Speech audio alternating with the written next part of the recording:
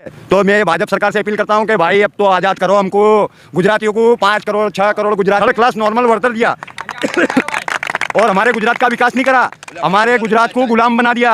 गुलाम कैसे बनाया मैं ये आपको बताता हूँ। गुलाम ऐसे बनाया, एवरेज गिनो तो करोड़ों रुपए का कौभांड खाली म्युनिसिपालिटी कोठे में गटर के नाम पे करोड़ों का कौभांड कर देते। आप कैलकुलेशन लगाओ। आखा अमदावादनी અને ગુજરાતની જનતાને હું નમ્ર વિનંતી કરું છું કે તમારા વિસ્તારમાં બી આવા જ બધા પ્રોબ્લેમ હોય તો તમે બી હાઈકોર્ટમાં જશો तो તમે પણ। और दूसरी बात कि हम लोग बिकाऊ लोग नहीं है, हमारा नारा था बिको मत खरीदो।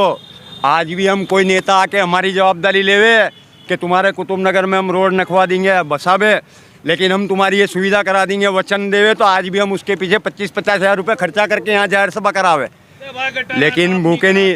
तो गटारा साफ नहीं कराते, गटारा भी साफ नहीं होती है, सब पानी बाढ़ बेटा होता है, सब कुछ होता है यहाँ। खड्डे देखो, हमारा खुद का पैसा लगता है, सरकार ने कहा नहीं, हमारा खुद का पैसा लगता है गटर साफ करने का। और ये गटर साफ करने का अहमदाबाद म्यूनसिपल के भ्रष्ट अधिकारी गटर लाइन एक गली के साफ करने का क्या कहता है कि गुजराती में कहे तुम्हारी गटर लाइन गैरकायदेसर છે, તમને गटर लाइन તમારે प्राइवेट साफ करावी पड़શે। तो साहब કેટલા થશે? तो कि 5,000 रुपया। तो 10 मकान वालों के 5,000 तो आप गिनो, एवरेज 500 रुपया गरीब इंसान कहाँ से ला के देगा?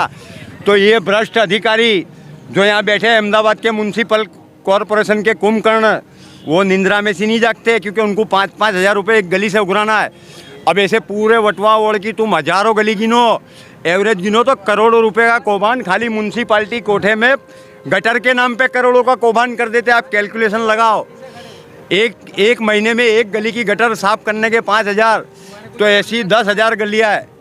यह वो सच है जो देश के लोगों को जानना बहुत बेहद ज़रूरी है, बहुत ज़्यादा ज़रूरी है। ये वो सच है, और ये इस जो भी है, ये इन्होंने जो मुद्दा उठाया, जो बात कही है, ये 110% सत्य और होता भी यही है कि भ्रष्टाचार को लेकर कैसे जो भ्रष्टाचार पनप रहा है ना, वो सिर्फ अधिकारियों की वजह से हो रहा है। और ऐसे अधिकारियों को चौराहे पे फांसी पे लटकाना चाहिए बस, ये या तो तुरंत बर्खास्त कर देना चाहिए। और दूसरी मैं आपको एक बात बताऊं कि आज हमारे यहाँ पीने का और गटर का पानी मिक्स होता है। 2005 से फरियाद करते आ रहे हैं हम लोग, लेकिन नहीं सुनते। ये लोग जो पंपिंग स्टेशन है, ड्रेनेज पंपिंग स्टेशन है, ये लोग ने ड्रेनेज पंपिंग स्टेशन का लाइट बिल बचाने के लिए 10 कर्मचारी को नौकरी ना रखना पड़े, उसके लिए पंपिंग स्टेशन चालू नहीं करते, ताकि 150 केवी का पंपिंग स्टेशन है हमारा ड्रेनेज पंपिंग स्टेशन। 150 केवी का यानी डबल इंजन का है, लेकिन फिर भी यहाँ से पानी जाता नहीं है गटर का। क्यों नहीं जाता? क्योंकि इनका गोरख धंधा चले और 10 इंसान को नौकरी ना देनी पड़े, लाइट बिल बचे। क्योंकि ड्रेनेज पंपिंग स्टेशन 24 कलाक उसकी मोटर चालू रखनी पड़े, तो वैक्यूम के हिसाब से वो पूरा यहाँ से पानी से 10 किलोमीटर 5 किलोमीटर तक खींचा जाता है पानी। तो मशीन चालू नहीं करेंगे, लाइट बिल बचाएंगे, तो ये हमारी गटर कहाँ से साफ होगी? अभी आप कोई हमें कागज़ दिखा रहे थे, वो क्या है, इसके बारे में थोड़ा बताइए। ये अहमदाबाद इलेक्ट्रिक सिटी के बारे में है। ये अहमदाबाद इलेक्ट्रिक सिटी जो हमारे सी यूनिट तो मर्जी पड़ी ऐसे लेती है, सरकार भी जब मर्जी पड़े भी 2 रुपया बढ़ा दिया यूनिट पे। कौन बोलेगा? क्योंकि सबको ही पैसा चाहिए इलेक्शन का। तो हो सकता है टोरेंट पावर ने भाई इलेक्शन का फंड दिया हो, अब 2 रुपये इलेक्शन के टाइम पे यूनिट पे बढ़ा दिए। और प्लस हमारा बिल आएगा फ्यूल चार्ज, अन्य भाड़ू, मीटर भाड़ू, तो ये सब हम कहाँ से भरेंगे? देश के लोग इस बात को जरूर सुने। अन्य भाड़ू, मीटर भाड़ू 25 रुपये, अन्य भाड़ू 20 रुपये, फिर फ्यूल चार्ज। अच्छा, फ्यूल चार्ज, अन्य भाड़ू, मीटर भाड़ू और 400 रुपये का मैंने बिल जलाया। उसके बावजूद उसका अन्य भाड़ू, फ्यूजल चार्ज, मीटर भाड़ू, बिल, वो सब बिल गिन के तुम्हारा 1,000 रुपया हुआ हो ना, तो सरकारी टैक्स 400 रुपये का टैक्स नहीं लेगी, फ्यूजल चार्ज का भी टैक्स लेगी, अन्य भाड़ा का भी टैक्स लेगी, और फ्यूजल चार्ज का यानी सब का पैसा उमेर के टैक्स लेगी। अभी जैसे मैं आपको बताऊं, मेरा 1,000 रुपये बिल आया, मेरा नेट लाइट मैंने यूज़ करी है 500 रुपये की, और 500 रुपये अन्य भाड़ू, मीटर भाड़ू, फ्यूजल चार्ज ये मिल गया, तो 1,000 रुपये हुआ। अब 27% है कि 17%, अभी मेरे को परफेक्ट नहीं ध्यान है, तो वो पूरा 1,000 रुपये का टैक्स लेती है सरकार।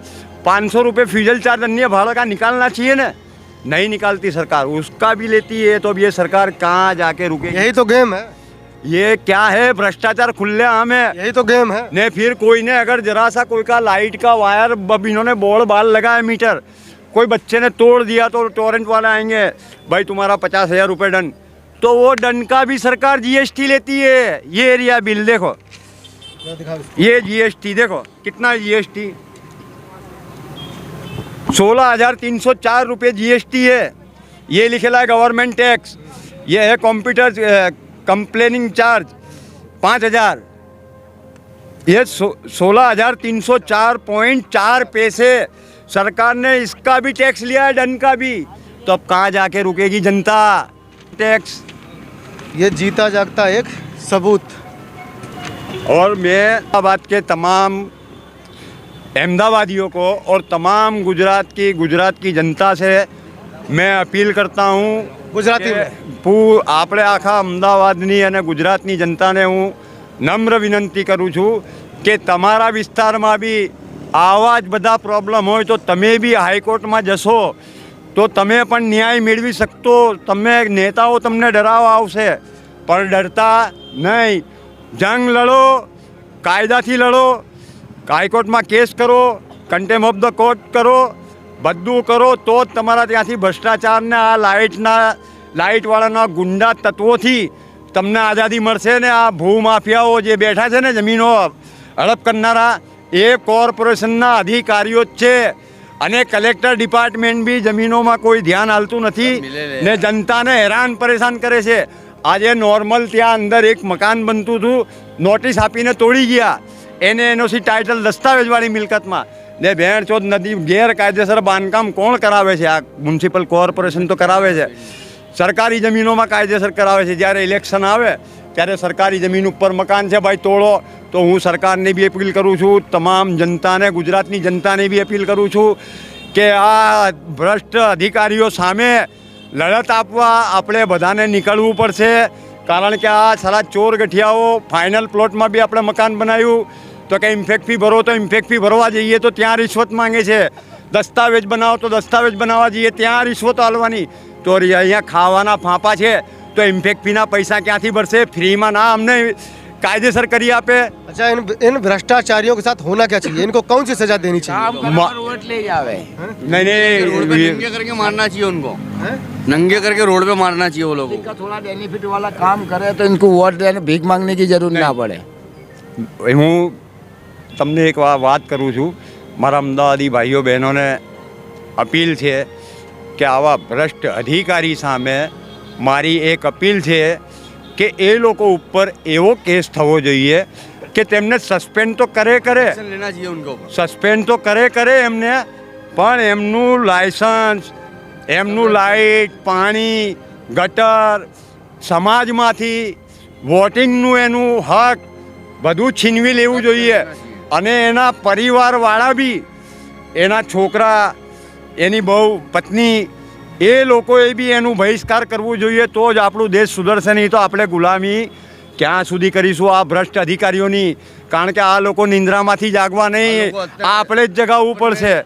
તો મારી તમામ જનતાને અપીલ છે કે નીકળો બહાર, ક્યાં સુધી અન્યાય સહન કરશો? અરે ઇલેક્શન તેલ પીવા ગયું, જવા દો ઇલેક્શનને, જેને વોટ આલવો હોય આલજો, પણ આપણા સૈદ્ધાંતિક મૌલિક અધિકાર છે, એ અધિકાર માટે તો નીકળવું પડશે કે નહીં? એટલે હું તમામ ગુજરાતીઓને અપીલ કરું છું કે મારા ભાઈઓ નીકળો, આપણે નીકળીશું તો જ આપણું ઉદ્ધાર થશે। નહીં તો આપણે ક્યાં સુધી ફ્યુઝલ ચાર્જ ભરીશું, ક્યાં સુધી અન્ય ભાડા ભરીશું? એક નોર્મલ આપણા મકાન ઉપર એક નોર્મલ મકાન રૂમ બનાવવું હોય તો સાલા 25-30 હજાર કરીને 2 લાખ રૂપિયા મકાન બનાવવા માટે રિશ્વત વાળવાની। લાઇટમાં આપણે આરામના પૈસા જાય છે, ગટરનું પીવાનું પાણી સરકાર આપણને ફ્રીમાં મિક્સ આલે છે। એનાથી બચવા માટે આપણે નીકળવું પડશે। આ સરકારે તો આપણને પીવાનું પાણી નહીં, ડૉક્ટરો જોડે મેટર લીધી છે સરકારે, કાયદેસર કૌભાંડ છે કે ડૉક્ટરો અમે ગટરનું ને પીવાનું પાણી ફ્રીમાં લઈએ છીએ, તમે લેબોરેટરી ખોલો, 2,000 3,000 બ્લડ ટેસ્ટના પૈસા લો ને આ લોકોને લૂંટો। કેમ ટોરેન્ટ પાવર ખુલ્લેઆમ અમને લૂંટે છે, ડૉક્ટરો ખુલ્લેઆમ લૂંટે છે। તમે એલજીમાં જતા રહો, સરकारी हॉस्पिटल છે, ત્યાં તમારે પૈસા આલવા પડે। पानी आया था ना 2000 से हम लोग लड़ रहे, रैली काट रहे हैं, केस कर रहे हैं, अभी फिर दूसरा केस तैयार करा है। क्योंकि ये लोग हैं ना, जहाँ देखते हैं वहाँ मकान तोड़ डालते हैं। तो हम लोग 1951 से हमने ठराव निकाले, जब ये लोग हमारे के तमारू सरकारी ज़मीन में जब मकान है तो हमें तोड़ी ना। अबे 20-20 साल जूना मकान है भाई, 20-20 साल जूने मकान है, 50 साल जूने मकान है, तोड़ डालो। अबे तो तुमने सालों सरकार ने वो क्या नाम है गौतम अदानी के, क्या नाम है उसका, गौतम अदानी को 20 पैसे मीटर ज़मीन दे सकते ये लोग। तो हम तो गरीब जनता है, तो हमको 20 पैसे नहीं, हमको 100 रुपये मीटर दो तो भी हम ले लेंगे, पैसा भरेंगे, पर हमको आज़ाद करो। कब तक तुम हमारे मकान तोड़ोगे? ये सरकार के नाम पे, उसके नाम पे मेरे महसूल नहीं भरा तो सारा ज़मीन सरकारी। बे भाई ये कैसा नहीं है? वही बात है कि आज़ाद देश के गुलाम नागरिक, और कुछ नहीं है। देश तो आज़ाद हो गया, लेकिन गुलामी से अभी तक हम लोग नहीं निकल पाए हैं। अब नेताओं के गुलाम होते जा रहे हैं। पहले हम अंग्रेजों के गुलाम हुआ करते थे, लेकिन अब नेताओं के गुलामी में जकड़ते चले जा रहे हैं। सही कह रहे हैं नहीं है? और स्पेशल हम लोगों को, अहमदाबाद की जनता को ऐसा लगता है कि अहमदाबाद म्यूनसिपल कॉरपोरेशन में अंग्रेज इंजीनियर है। अंग्रेज इंजीनियर क्यों है उसका मैं आपको रिजल्ट देता हूँ। और अंग्रेज इंजीनियर इसके लिए कि ये अंग्रेज इंजीनियर, मुझे ऐसा लगता है कि इनकी डिग्री भी पैसा दे के लिया है। कॉरपोरेशन के जो अधिकारी इंजीनियर है वो उनकी चल रही है ना भाई, डिग्री भी पैसा दे के लिया है। और मुझे ऐसा लगता है कि अहमदाबाद म्यूनसिपल कॉरपोरेशन में भी रिश्वत दे के नौकरी ले ली है, ताकि मुसलमान हो, हिंदू हो, कि कोई भी हो, कोई भी कास्ट का हो, वो गटर का और पीने का पानी मिक्स पीता है। हर एरिया में तपास कर लो, बच्चा 1 महीने में एक बार बीमार होता है, वो हॉस्पिटलाइज 5,000 10,000 खर्चा करना पड़ता है। और ये अंग्रेज कुंभकर्ण कॉरपोरेशन के गवर्नमेंट अधिकारी, ये लोग बेंदास, कोई कंप्लेन करते जाओ, तुमको मैं कम से कम 1000 कंप्लेन बताऊं जो लाल पहुंचाती है, लेकिन ये अंग्रेजों ने कोई। तो ये लोग गटर और मिक्स पानी क्यों पी रहे हैं, इसका जवाब आपको देना चाहिए या नहीं देना चाहिए? जो यहाँ के नेता है उनको इसका जवाब देना चाहिए या नहीं देना चाहिए? यहाँ पे आना चाहिए या नहीं आना चाहिए? आप लोग कमेंट में ज़रूर बताएं। मोदी जी कुछ तो शर्म कर लो, है? प्रधानमंत्री बना, दिल्ली से नवराश नहीं मिलती इधर आने की, घर पर आने के मिलने के 5 साल में एक बार आते हैं। उनकी अम्मा को मिलने भी थे वो इलेक्शन के टाइम पे। अच्छा, यहाँ पे अभी तक कौन कौन नेता आया? चुनाव चल रहा है, अभी तक कौन कौन नेता आया? अभी तक कोई ना कांग्रेस का नेता आया है, ना आम आदमी का आया है, ना कोई आया है। और लोग आया कोई नेता? कभी अभी तक यहाँ पे कोई नेता आया? नहीं आया कोई नेता? बिल्कुल नहीं। कोई आया भैया? नहीं, कोई आया? कोई भी नहीं आया यहाँ, कौन नेता? कोई तो आया होगा। कोई भी नेता ही नहीं आया। तो बीजेपी का, कांग्रेस का, आम आदमी का कोई नेता नहीं आया यहाँ, कोई नेता आया? कोई नहीं आया। तो यहाँ पे कब से कोई नेता नहीं आया? हाँ, आज से मैं तो मानना हूँ कि मैंने कॉरपोरेशन लड़ी, उसके बाद से मैं मानता हूँ कि 10 साल से कोई नेता आया ही नहीं है। ये हमारा रोड देखो, आगे कैनाल के पास का रोड देखो, कितना अच्छा रोड है। हमारे यहाँ देखो फुटपाथ नहीं बनी, ब्लॉक नहीं डाले, पास होके पड़ा है।